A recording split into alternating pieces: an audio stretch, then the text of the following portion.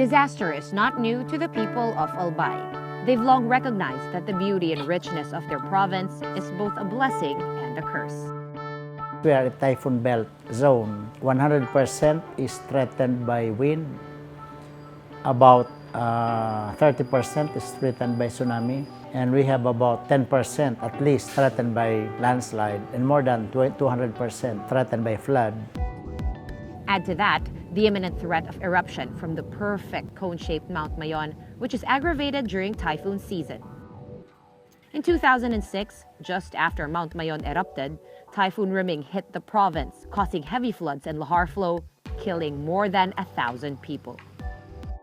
In Barangay Tumpa, a 7-kilometer permanent danger zone, residents vividly recall the hardships they had to endure. Ito po yung mapa ng Tumpa. Yan, pagpasok mo dito po, alos dito, pagpasok mo pa lang may papunta ng baha. Yan po, kung baka sa wala kaming madadaanan, wala yung Barangay Tumpa ng exit road. Not all Bicolanos had mobile phones in Barangay Tumpa, and updates on the weather was hard to come by. Dati, yung pag sinabing bagyo, saka ka na lang mag-ano. Yung mas mahirap yun kasi nagkakram yung mga tao, hindi nila alam kung saan pupunta. In the country, if you are going to ask people if they are ready to face the calamity, they will always say yes. Because their answer is, we are on standby for relief and rescue. In Albay, we work on evacuation, not on rescue. People are already safe in safer place before the impact happens. APSEMO is aware that real-time warning and evacuation procedures will not be efficient without a superior communications plan. A partnership was built to pilot a short message service or SMS dissemination system, linking national agencies to local disaster officials down to barangay and communities. First important component in our communication is the local broadcast media. And then the second most important communication system that we use is the smart info board. In few seconds, we can transmit the weather information, the weather bulletin, Mayon Volcano Bulletin, and the advisories issued by our office and providing them with information on what to do can be reached by our advisories and bulletin issued through InfoBoard in few seconds, all at the same time. At present, the InfoBoard system is being upgraded as InfoCast. But disaster preparedness does not just mean knowing when to evacuate. Real disaster preparedness is organizing the community to be 10 steps ahead.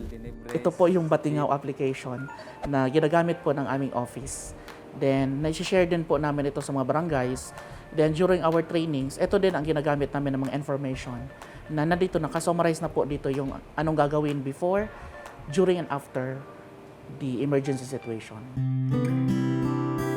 From having to evacuate just as calamities start, communities such as Barangay Tumpa now have the capacity to prepare long before it actually happens. Susad to kaya siyempre di man mo mararadyo, andal kami na ipalan bagyo na abot, di kami nakaise. Tapos so nga na, maray na sikap na pipaisyan kami na usiring sading may abot na bagyo, preparar kamot na mag-alin kita. The project not only instilled, but also strengthened the culture of preparedness within the organization. Employees have embraced preparedness in their everyday lives amid the increasing threat of disasters. It's part of the the humanitarian assistance process. One of the first things that a community disrupted by disaster needs is the restoration of communication services. So it's in the very nature of our business, Sean. So because of that, we're almost inevitably drawn into these kinds of projects.